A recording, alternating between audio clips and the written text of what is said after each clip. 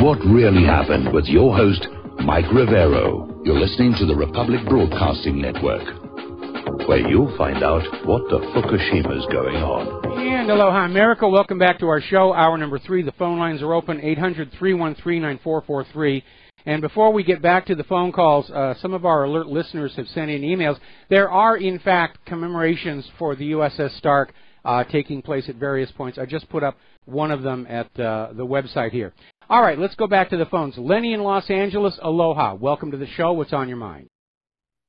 Hey, Mike, I just want to say that, we as Americans have no excuse for not understanding what's happening to us.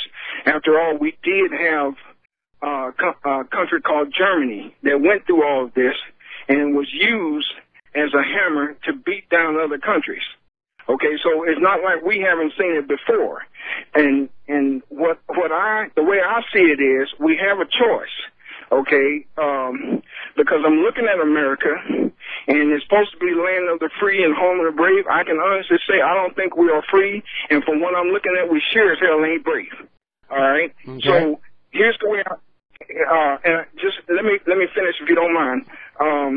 Either we stop this, or we're going to go the way of Germany, and when this country loses the world war to China, Japan, Iran, Russia, okay, and North Korea, because I see Russia now is helping North Korea, okay, when we lose, just like the Germans, we as a nation are going to be put on trial.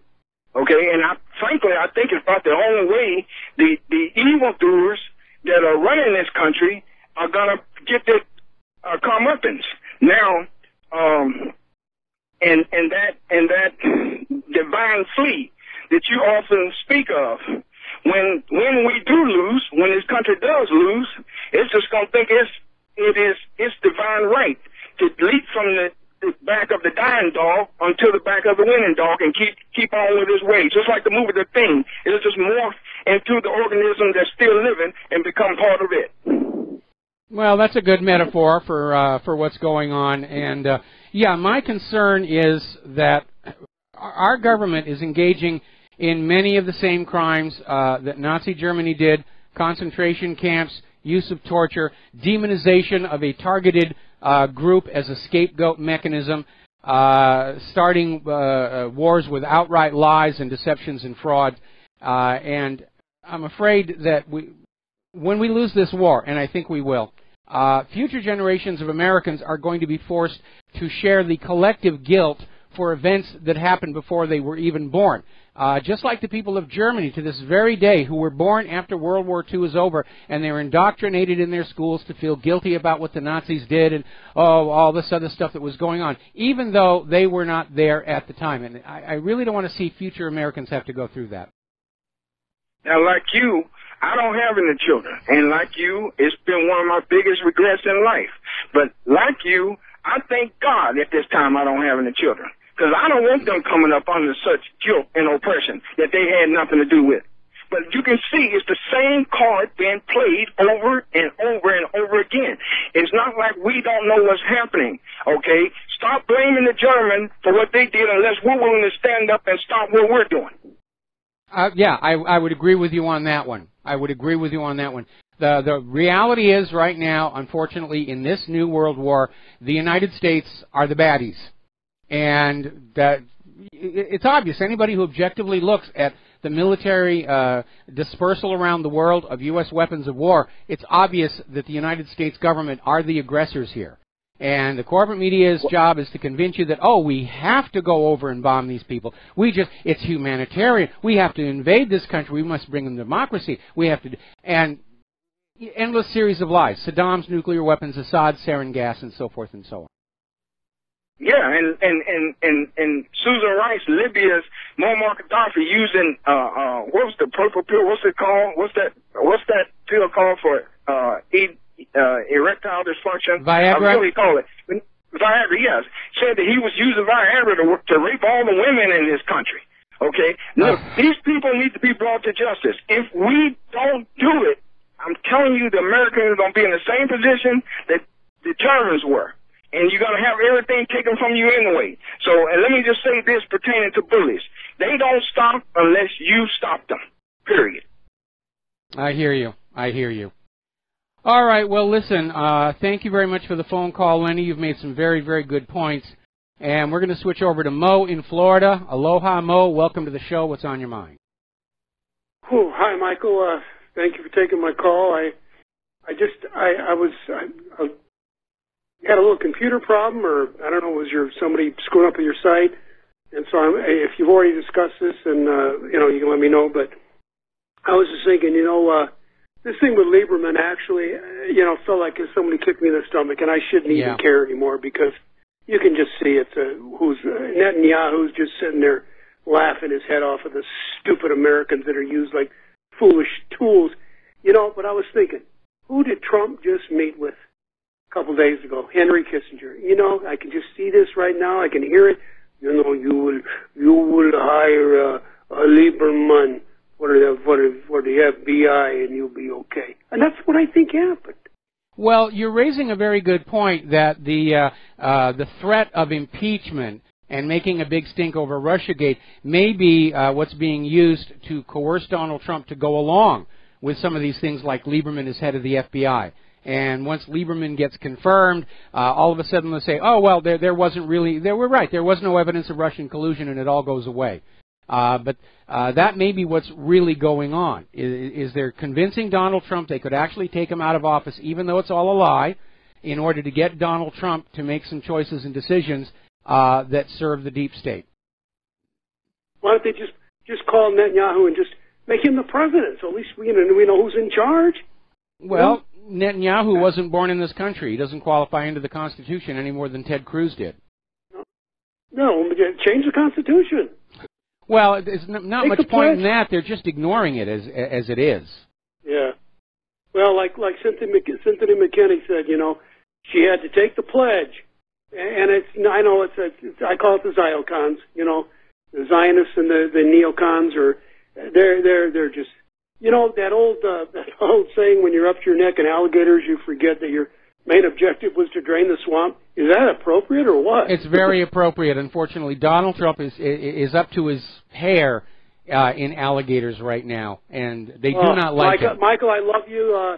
Keep doing the good work. I don't know how you do it every day. I got to take a break, and you're on the front lines there, bro, and everybody appreciates it. Well, thank you. Thank you very much. It does get tiring. It's very frustrating. I'm thinking back to when Trump won the election and how good we all felt. And now all of a sudden it's been disappointment after disappointment after disappointment. And now here we are with the national security state basically getting ready to tell the American voter, what you want doesn't matter anymore. We're going to get rid of the president you wanted and replace him with a president that we want. And you might as well just sit down and get used to that idea. We're going to do a quick shout out now to our on-air affiliates who are just now rejoining the network. Let's see, where are you? Steve in California. Steve, aloha. Welcome to the show. What's on your mind? Well, I have to agree with you. Reversing the vote of the people is the possibility of actually creating a civil war. I agree with that comment. Yeah. But what I called on was the Seth Rich deal. We know that in independent media that this was not a botched robbery. This was a hit. This is sending a message to other potential whistleblowers who might come forward against Hillary Clinton or Bill Clinton. Well, that's what Podesta said in that email. Yeah, I'm all in favor of making an example against a leaker, even if we have nothing to base it on. Right. Well, my question is, though, I think maybe not only we know that's to be true, and they're looking at that now. I'm not sure even mainstream media is looking at that, because I don't really look at mainstream media too much, but let's also look at Gary Webb in the past. Judge Scalia, that was definitely very suspicious there. And Michael Hastings, of course, that one definitely was. But, who controls the investigation also controls the evidence or exclusion of evidence, and that Michael Hastings one smells rotten to the core. Yeah, it does. Well, the reason the corporate media is ignoring the new evidence about Seth Rich, including the fact that his doctor said the wounds should not have been fatal, that he was conscious and aware when he went to the hospital, is because they don't want to get anywhere near the idea that he was actually the leak from the DNC to WikiLeaks, because that undermines this constant mantra of Russia hacked the DNC, Russia hacked the election, Russia, Russia, Russia, Russia, Russia, Russia. And even, again, Maxine Waters said there's no evidence for any of this, but we're just convinced it must be true. And we don't have any evidence now, but the boys in the back room are faking it up right now as I speak. Yeah, using probably Vault 7 to do so. Leave the tracks, sure. Yes. Well, no, that's the CIA's, I forget the name of the group, the one that can leave digital fingerprints. But yeah, if at first you don't succeed, fake the evidence. And we've seen that happen before, too. We saw it John F. Kennedy assassination. We saw it with the Oklahoma City bombing. We saw it with all of these government cover-ups. There's always fakery going on. Remember the first war in Iraq, they had that yellow cake document that turned out to be a forgery. I remember that. Yep. Hey, thanks again, Mike. All right, thanks an awful lot. We're going to switch over to Steve in Michigan. Aloha. Welcome to the show. What's on your mind? Hi, Mike. I know you have an account on Scene.life. Yes. And their parent company is called Temporal Media. Yes. Have you ever looked into them? No, I haven't. Their company is registered in California and Delaware, and I posted a bunch of their links on my account on Scene.life. And about 5 minutes after I posted those, they were removed. Now, that's odd. I've never seen that behavior. Everything that I posted up at Scene Life remained there. I don't spend that much time there because just prepping for the radio show and taking care of the website and fighting off the hackers is pretty much a full-time job. I'm at this 12 to 14 hours a day. Oh, okay. Well, it seems some of their subsidiaries are defense industry. Oh, really? Now, that's enlightening. Yes. They're registered in California and Delaware. Did a little research and found them, and post disappeared within 5 minutes. Okay, well, that'll be worth conducting an experiment on. Yeah, I just wanted to pass that on. All right, well, thanks an awful lot for the information. We're going to let you go here. Now, getting on to immigration, refugees, and so forth. Very interesting article came out of Breitbart. Apparently, one of the open borders organizations funded by George Soros is pushing municipalities to offer identification documents for illegal immigrants, but then requesting they seal all of this data from the immigration authorities. This is a Title VIII violation right there. Aiding and abetting illegal immigrants. This is Soros people saying, please give identification documents to illegal immigrants who are not entitled to have them so that they can walk around and pretend that they belong here, and then you're not allowed to tell immigration authorities that these documents were issued. That's basically what they're saying. Now, ICE is arresting more than 400 immigrants a day, 41,100 in the first 100 days. And the good news is they're starting to round up some of these MS-13 gang members. They did 50 raids across Los Angeles County, and they swept them up. This is a very dangerous gang, MS-13. A lot of them came across those open borders, and even worse, they're starting to recruit American kids into these gangs.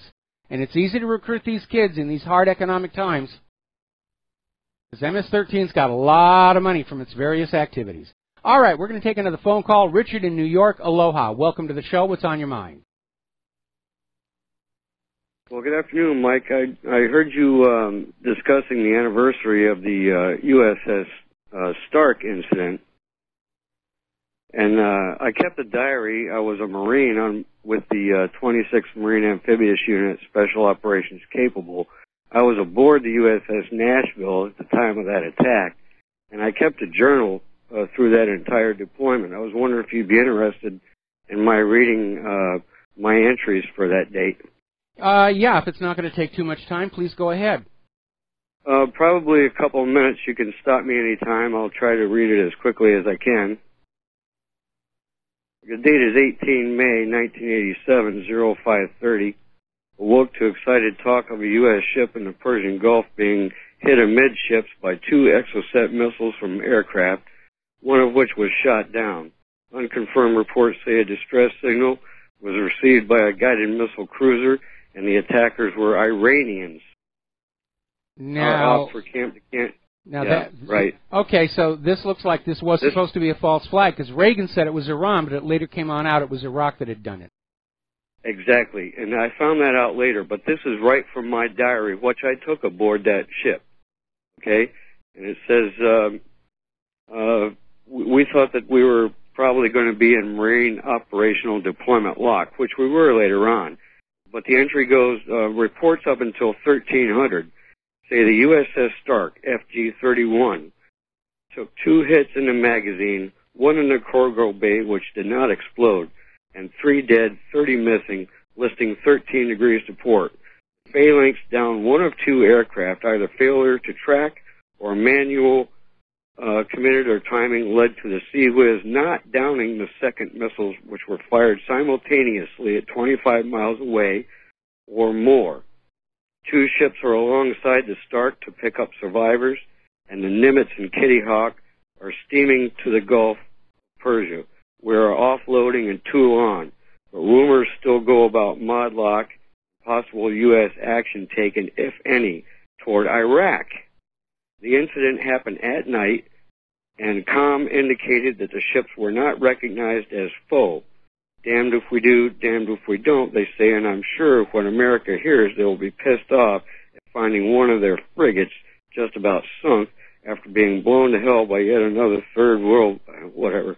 The intelligence of, the captain spoke to us with a late-night report, 28 killed, 21 missing, supposedly an accident, no retaliatory action planned. That's it. That was my journal for that day. Interestingly enough, in the Wikipedia article, they were saying the reason the Sea Whiz did not engage the incoming threat is it was in the wrong mode. It was powered up, but it wasn't on automatic. And apparently that was a miscommunication between the captain and the crew manning the Sea Whiz, for which apparently the captain was actually chastised after it was all over for failing to take proper precautions with his command. So, just from me, this record that I have kept for years since then is at odds with the true story of what happened. You can see how what we were being told was not necessarily the truth at the time it was actually happening. Okay. That's all I got for you, Mike. Well, all of history is a joke played by the victor on the vanquished in front of an audience too scared to laugh. Thank you very much for the phone call. Oh, did you have something else? Oh, yeah. At least I was there, and I could be able to write about it. All right. Well, thank you for the personal memoir and first-person account, because that's always going to be more reliable, I think. Thank you very much. Whoa, there we go. That was loud. Now, getting on back to Europe, Nigel Farage is beginning to really stand up against the EU, and he's chastising Brussels for having effectively crushed Greece's democracy under the weight of all the debt. Forget about democracy anymore. You are now our slaves because you owe us all this money. And Nigel Farage is out there saying that any attempt by Brussels to destroy Great Britain's sovereignty is going to be met with opposition. Interestingly enough, an Irish member of the European Parliament has torn into the EU Commissioner for the spiteful approach to the Brexit talks, and basically saying, this Mr. Flanagan was saying that you've got to treat these negotiations seriously. And apparently the problem is that the Commission is saying they're not going to be spending any more than 30 minutes per week on the negotiations, and Brexit will never be a success. So it's going to be a fight. I think Britain just ought to go for a hard Brexit. Just put doors on the tunnel, stop the traffic, just cut off all the... and go. There's nothing stopping them from going. If Brussels isn't going to play by the rules, Great Britain is not obligated to play by the rules. It's that simple. Just cut the apron strings and go. Meanwhile, well, actually, we're going to save this until after we get back from these words from our sponsor. And aloha, America. Welcome back to the show here. And apparently, Donald Trump is out there saying that because the FBI investigation into Michael Flynn did not find anything, that he is seriously considering asking Michael Flynn to come back to the White House. I think that would be a good thing. Anyway, getting on back to Europe. The European Union is preparing to unleash what they call the nuclear option on Hungary. And Brussels is saying they're losing patience with Orban, with this talk about fortifying their borders against the refugees. You know, we have a quota. You will take this many refugees or we will give you what for. And more member states of the European Union are saying, actually, no.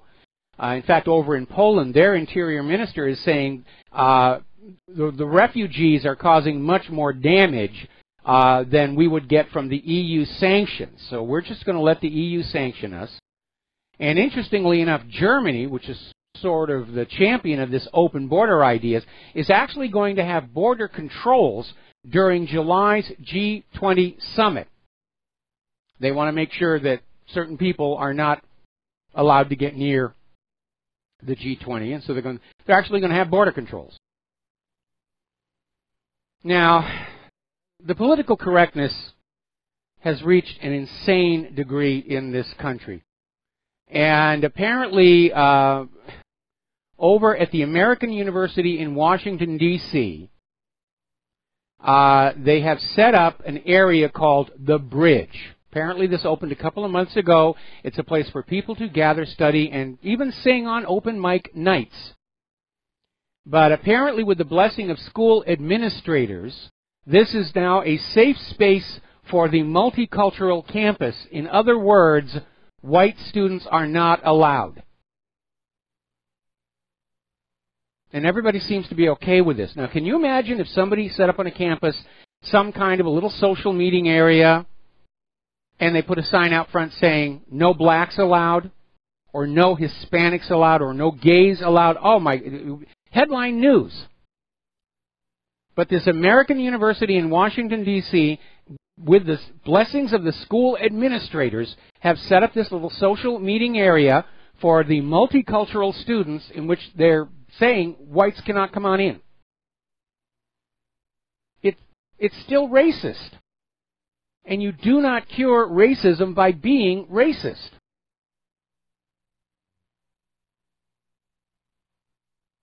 It's ridiculous. It's ridiculous. Time and again we're seeing all of these attacks on white people as a culture, and it's being treated as if, oh yeah, this is okay. In fact, it's long overdue because of slavery. Well, I've never owned a slave. And none of you have ever been a slave other than to that 1040 form. And no, my ancestors did not own slaves. In fact, my ancestors ran a station on the Underground Railroad. So why all of a sudden has it become socially acceptable to go back to segregation, which is what this is? Segregation. You white people go over there. That's where you belong. And people are okay with this? This is insane. And this is what our universities are teaching kids, which may explain why these kids are coming out of these universities saddled with tens of thousands of dollars in student loan debt and unable to find a job.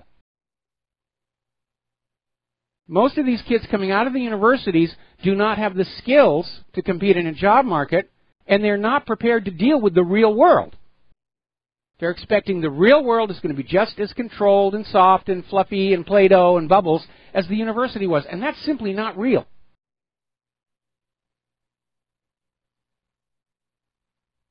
It's ridiculous. Now then, Chelsea Manning finally is out of prison. She's been there for 7 years.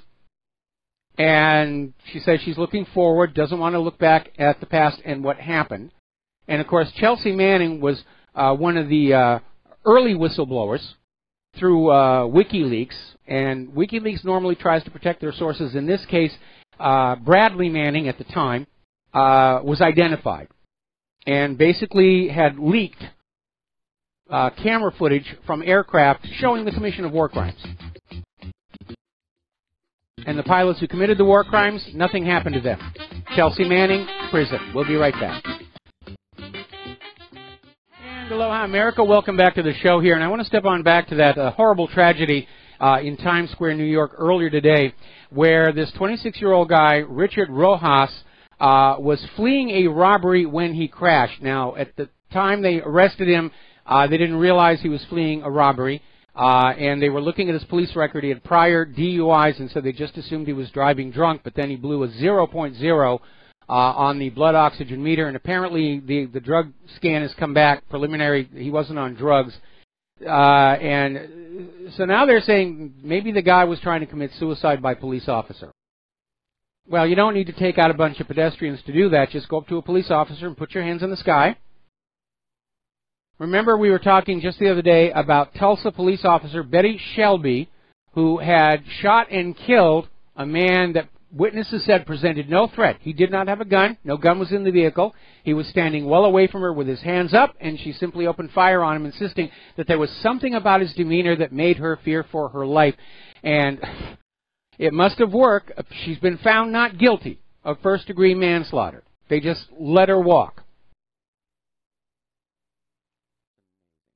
Now, off on a little bit of a tangent, but I thought this story was really kind of fun. Most of us tend to think of royalty as very expensive national decorations, not really worth much of anything at all. But apparently, over at the Royal Dutch Airlines, KLM, apparently there's a little bit of royal there, because King William Alexander, for the last 21 years, has flown twice a month as a commercial airline co-pilot for KLM's City Hopper subsidiary. Apparently he loves flying, and apparently when he's in his co-pilot's uniform, nobody recognizes he's the king of the entire country. And they just go on out. I think that's really cool when royalty does something nice like that. Of course, if you remember, following the end of World War II, and Emperor Hirohito was allowed to remain Emperor of Japan, and obviously he didn't have any administrative duties because there was a U.S. Imposed government there, but he was still a figurehead. He actually turned to botany. And by the time he passed away, he'd actually become a very famous botanist, done a lot of really good work. Okay, now then, let's talk about the world of computers and hacking. We mentioned this briefly before, but there is another malware that is out there using this NSA code, the same one in the WannaCry. This one is almost impossible to detect because this one is operating a cryptocurrency mining operation. It's turning your computer into a cryptocurrency miner for the perpetrators. And it's spread all over the place. Apparently, now that they're looking for it, they have found that it is spread a lot further than the WannaCry did, because WannaCry was making such a nuisance of itself. Everybody said, oh, okay, we got to get on in. There was that 22-year-old in London who found the kill switch and activated it, and there's a new version of that one out. But we're going to see more of this. We're going to see more cybercrime and mischief on the basis of these NSA tools. And there's a story over at shtfplan.com. Brandon Smith is warning that all global banking systems and stock exchanges are open to attack with these NSA exploits. And it is a real problem. They could literally take a bank down. As that caller earlier in the day said, yeah, we keep hearing stories about how all of a sudden ATMs stop working. And it would make more sense that you have your cash under your control so that you are not left hungry and helpless when the ATMs go down. And it seems almost criminally reckless to be pushing for a cashless society to make us dependent on all these banking computer systems at the same time the NSA has made it possible for criminals to take these systems down. Another article over in Zero Hedge saying that these exploits could be used to trigger a stock market crash. And remember how we were talking about the possibility of a virtual 911? And I was thinking maybe WannaCry might be the beginning of it. And that would be where the U.S. government intentionally takes down the internet and the banking systems and blames some of the country for it. Remember, the CIA has that hacking group that is skilled at leaving digital fingerprints to frame third parties for the CIA's hacking. We know that that's an established technology. It came out in the Vault 7 leaks. So they could crash the banking system and say, oh my goodness, now we're in trouble, and it's all the fault of those Iranian, North Korean, Russian, whoever else it is we want to bomb this next week.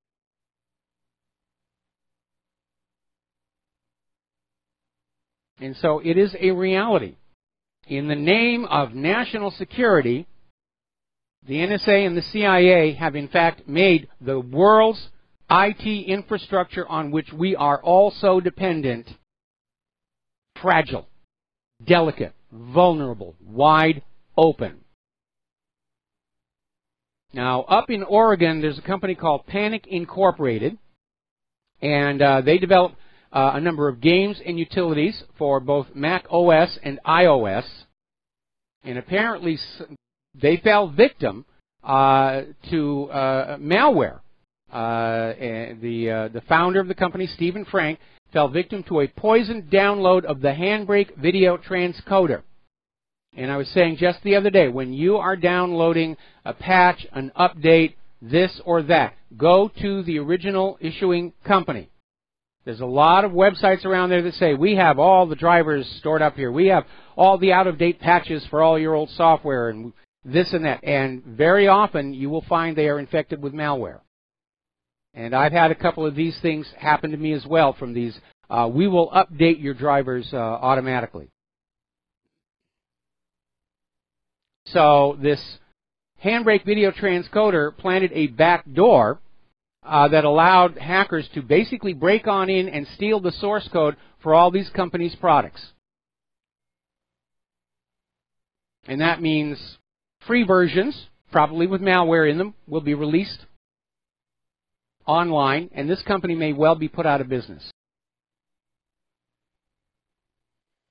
Now, apparently Dell's latest BIOS update is bricking some machines. People have put in this BIOS update, and they go to reboot, and they get the power light on, and nothing else happens. And obviously, frustrated users are loading up the support channel over at Dell down in Texas. And unfortunately, the support people there aren't being very helpful. Their party line is, well, the updates Dell releases don't affect the system, but it would enhance the performance of the system. No, the system isn't working at all, and Dell better do something about getting these people's machines back up and running, and that may be very difficult. Depending upon what they did with the BIOS, the machines may be irretrievable, in which case Dell ought to replace them.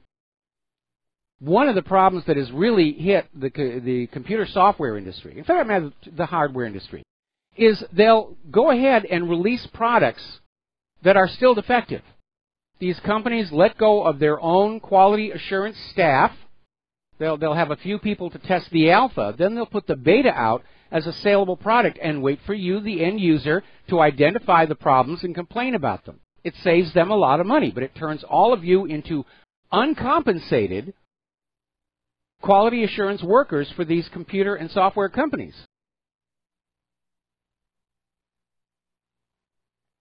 Now, as you know, home security is a big deal. As the economy goes down, crime is going on up.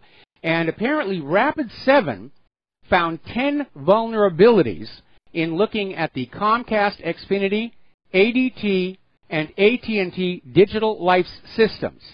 And the issues range from a fail-open condition on the external door and window sensors to weak pre-shared Wi-Fi access passwords onto clear text network communications.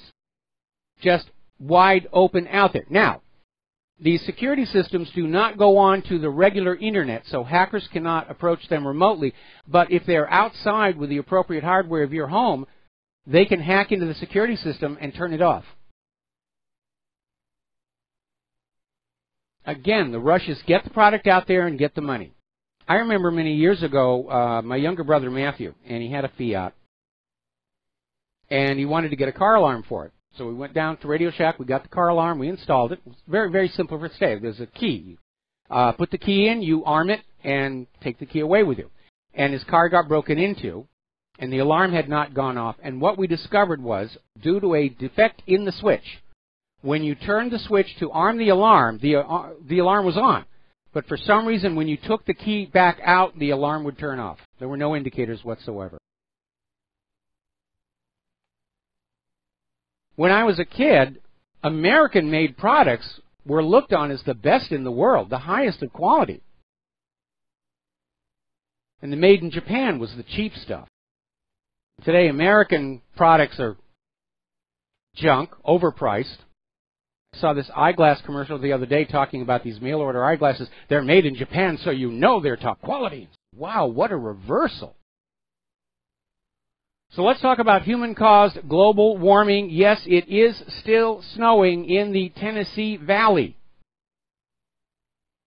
Butte, Montana recorded the coldest May 17th since records began in 1894. Now, the corporate media is already out there hunting down hot temperatures all over the United States. Oh, it's 91 in Massachusetts. Well, we are on the doorway of summer.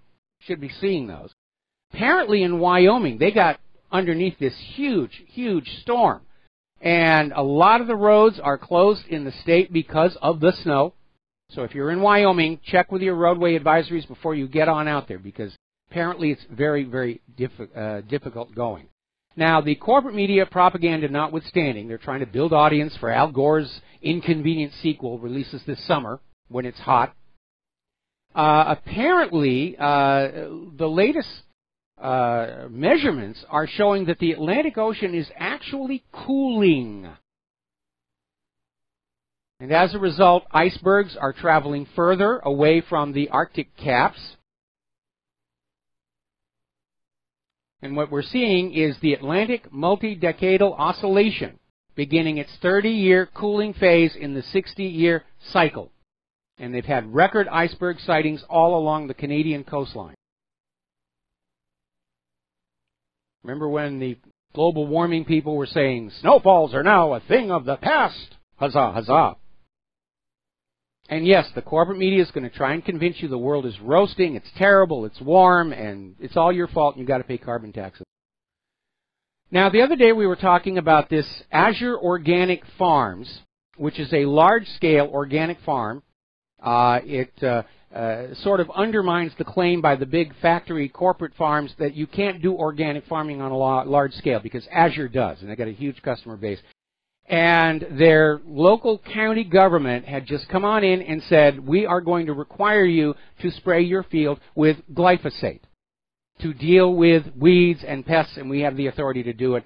And it went public on the internet. There was a big, huge outcry. And the good news is the county government backed off, said they will work together with the owners of Azure Organic Farms to deal with the weeds in a way that does not cost them their organic certification. So that's a little bit of a victory there. Now then, we've been talking about the declining quality of water in the United States, places like Flint, Michigan. And it's all driven by the decline in the infrastructure, which is rotting away. There's no money to repair it, keep it clean. Flint, Michigan, their water was contaminated. Pure economics. They didn't want to pay the water bill, so they disconnected from another city's water system and just plunked the hose into the Flint River. And that, of course, had some contamination in there. But it's not just the city water systems. We mentioned this earlier in the week. There's a huge problem with toxic runoff from U.S. military bases. Those U.S. military bases are some of the worst polluters on Earth. And so now, over at Fairchild Air Force Base, residents living near that base have been told, do not drink the tap water. Do not use it for cooking. Apparently, the Airway Heights water supply is contaminated with chemicals from the Fairchild Air Force Base just west of Spokane, Washington. Now, they're working to flush out and clean the water system. But why is this happening in the first place? Why are these... We're always being told, pick up your trash, don't pollute, take care of the environment, and yet military bases seem to be exempt. Now, down in California, in San Diego County, as you know, some time ago, there was a big problem with the San Onofre nuclear power plant. There had been an attempt to get more money out of it by putting in these larger heat exchangers. Now, they got past the Nuclear Regulatory Agency by saying it was just maintenance and replacement, but they actually put in some larger heat exchangers, and they cut corners on the materials used in them, which resulted in rapid corrosion followed by a leak. And the entire San Onofre power plant has now been shut down. The plant was fully closed in 2013. The problem is, where do they put the radioactive waste? And they want to just put it in these storage drums like they have at Fukushima on the Pacific coast within 100 feet of the ocean. And obviously the citizens in that area are very, very concerned about it. Concerned about leaks, concerned about possible tsunami. That's a problem here. Okay, over in North Carolina, Congresswoman Virginia Foxx is proposing a new bill, H.R. 1313, which will require you to have all of the government's recommended vaccinations and a DNA test in order to be employed in that state. If you don't have all your vaccinations, you will lose your job. Sig Heil, Sig Heil, Sig Heil. Meanwhile, if vaccines are 100% safe and harm no one, then why did the U.S. government's Vaccine Injury Court pay out over $3 billion in awards to thousands of families damaged by these vaccines? We are living under absolute fascism. If it's good for the corporations, we're going to do it. If it's bad for the people, who cares? Making money is good. Making money is good. Things that don't make money, those. All right, we're coming up here on our last commercial of the day. And when we come on back, got a little announcement about John Stadmiller's show. You're going to want to stay tuned after this show is over. We'll be right back. And aloha, America. Welcome back to our show, final segment of our program today. And I wanted to give you the heads up on John Stadmiller's show, which is immediately following this one. Gerald Celente is going to be his guest right at the top of the show. So don't touch that dial and stay tuned, and there's going to be some interesting discussions there. Apparently, 2 U.S. senators have introduced a bill to Congress. It's called the Patch Act, the Protecting Our Ability to Counter Hacking Act. And what it plans to do is to set up a department in the Department of Homeland Security. And all of these spy agencies who are finding these backdoors and code exploits to break into computers will be required to send them to this office, who will then decide if the exploit is serious enough where it should be made available to the manufacturers immediately instead of being hoarded. It's a step in the right direction, I think. And I hope the bill definitely passes on that one. Other news coming on up. Apparently an ex-Secret Service officer just got 20 years for sexting teens from the White House. Come on, people. Is this the best that we can get to work in the government? Anthony Weiner, the Secret Service agent. What is wrong with these people? Is there something in the water? Are they all on prescription antidepressants? It's amazing. All righty. Now then, remember the other day we were talking about how Pope Francis had acknowledged there was a 2,000 case backlog in dealing with pedophile priests within the Catholic Church, and it was just going to take a long time to deal with all the cases. Well, he found a shortcut. He's just granted them all absolution, saying no arrests are necessary. We're just going to shove the paperwork through. It's over and done with. They're absolved. Go forth and sin no more, we hope. SpaceX completed its 6th successful launch in just 4 months. They were not able to return the rocket because the payload was too heavy. But they're definitely getting up there, and good for SpaceX. And I understand it's come at a bit of a price. Apparently, SpaceX works their employees very long hours, apparently without compensation, and now there's a bit of a stink about that. But I remember when I worked at NASA, the idea that you were working an 8-hour day, that was ridiculous. That was ridiculous. You had problems to solve. You didn't get to go home until the problem was solved. Now, let's see. One more. More about that crazed Times Square driver wanted suicide by cop. I'm wondering if he was on prescription antidepressants. Interesting.